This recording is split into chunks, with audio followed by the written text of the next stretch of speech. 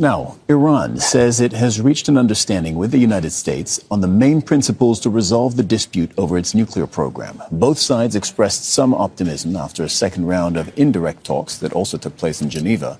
Washington insists Tehran cannot have a nuclear weapon and warns that military action is still an option if a deal isn't made. U.S. Vice President JD Vance told American media that Iran is not ready to acknowledge Washington's red lines. The President of the United States is very much trying to find a solution here, whether it's through diplomatic options or through another option that means that the Iranians cannot have a nuclear weapon. That has always been the main focus. If you go back to the campaign that he ran in 2015, the Republican primary campaign that he won, he said Iran cannot have a nuclear weapon. I think it's very important for the American people to appreciate it's one of the most hostile and also one of the most irrational regimes in the world. You can't have people like that have the most dangerous weapon known to man. It would be awful for our security. It would be awful for the future of our children. That is the goal of the President of the United States, and he's got a lot of options and a lot of tools to make sure that doesn't happen. Well, you heard from the U.S. Vice President there. Now here's the Iranian President, Masoud Pezeshkian. He repeated that Tehran is not seeking to build a nuclear weapon, but he says his country should be allowed to pursue nuclear technology for civilian purposes. We are prepared for verification to take place in whatever form they may require.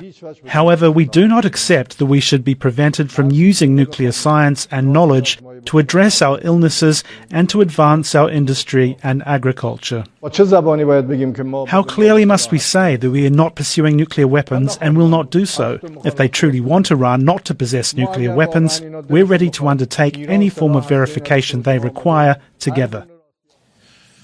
Al Jazeera's Resul Serdar is in Tehran for more on this. So, Resul, there is no promise of another meeting yet between the U.S. and Iran. And you told us earlier that the two sides are going to have to start putting things on paper, right? What's the process going to be moving forward? There have been a measured progress in the second round, and both sides are expressing a cautious optimism. However, so the Iranian technical team is saying that they are going to work on some of the some proposals, some points that the Americans are demanding. So the main aim for that is to bridge the gap between the two countries' positions. So Americans are asking for lots of technical details, and also they, in some cases, according to Iranians, they are having some unrealistic demands. But Iranians are saying that they are ready for the compromises, and in the next 2 weeks, a technical, legal, and political team is going to work on that. And then that paper is going to be sent to the Americans, and back and forth between the two parties. Once both parties agreed that now they have a sufficient paper, then there will be the third round of the talks. As of now, the venue of the talks, the date is not set. It depends on how fast this process is going to go. But as I said, the gap between the two is still huge. Iranians are saying that they are ready to reduce the level of the uranium enrichment to 1.5%, which is at the moment is over 60%, and they're saying that they're ready to reduce the number of the centrifuges and also shipping the enriched uranium to a third country, but also giving the full access to the International Atomic Energy Agency for the inspection of Iran's nuclear facilities, and also they are offering American companies and firms to come to Iran and to invest in oil, gas, and mining industry.